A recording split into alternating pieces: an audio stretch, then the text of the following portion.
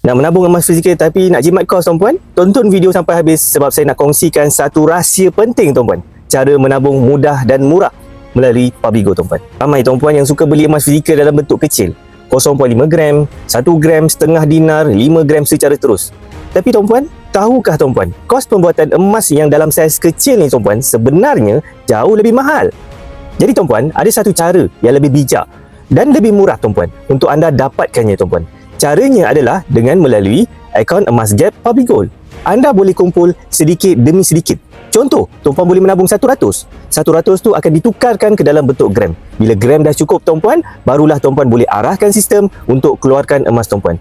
Contoh tuan-puan, bila dah cukup 1 gram dalam akaun, anda boleh arahkan sistem untuk keluarkan 1 gram itu. Sama juga, kalau tuan-puan ada 5 gram, kumpul saja, cukup 5 gram, arahkan sistem, keluarkan emas 5 gram on the spot tuan-puan.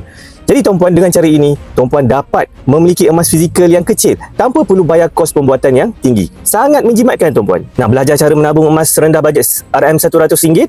Klik link di bio saya sekarang atau tonton video yang saya pin tuan-puan. Saya dah sediakan 5 langkah mudah untuk daftar akaun emas Pabigo hari ini tuan-puan. Saya akan bimbing anda sebaiknya tuan-puan. Silakan.